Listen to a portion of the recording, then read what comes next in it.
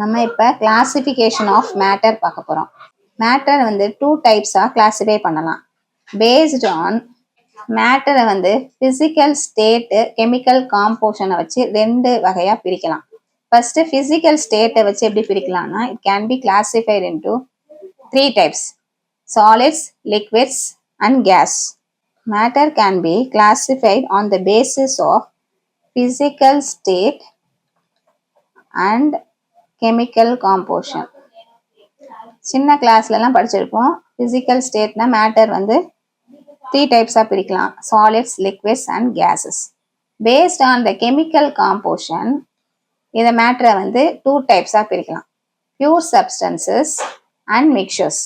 Pure சப்ஸ்டன்ஸ்னா என்ன அப்படின்னா, which contains only one kind of particles. இதே mixtures or impure substance na it contains more than one kind of particles. மறுபடியும் pure substance வந்து ரெண்டா divide ஆகுது: elements and compounds. Pure substances can be divided into elements and compounds. Elements na என்ன அப்படின்னா, it is made up of only one kind of atom. ஒரு ஆட்டமால ஆனதுதான் elements. அதாவது திருப்பி இதை வந்து cannot be broken down into simpler substances. For example, இப்போ copper atom, copper எலிமெண்ட்னா it contains only one copper atom. Oxygen, it contains only one oxygen atom. Hydrogen, it contains only one hydrogen atom.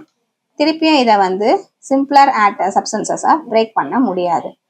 இதே compoundsனா it is made up of 2 or more elements. It can be broken down into elements by chemical reactions.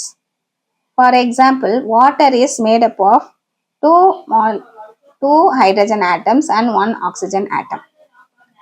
Water is made up of 2 hydrogen atom and 1 oxygen atom. So it has 2 elements. One is hydrogen and another one is oxygen. It can be broken down into 2 elements by chemical reactions: hydrogen and oxygen. பிரிக்க முடியும். But the impure substances. Impure substances is always called as mixtures. It can be classified into homogeneous and heterogeneous. Homogeneous mixture அப்படின்னா, homogeneous mixtureல அதனோட காம்போனன்ட்ஸை பார்க்க முடியாது. It consists of uniform composition. For example, இப்போ வந்து சுகரை வந்து தண்ணியில் கரைச்சா அதனுடைய காம்போசிஷனை நம்ம பார்க்க முடியாது. சுகர் ப்ளஸ் வாட்டர், அதுதான் homogeneous mixture. Heterogeneous mixture na components can be seen. Here it consists of non-uniform composition. For example, sand வந்து waterல கரைச்சோம்னா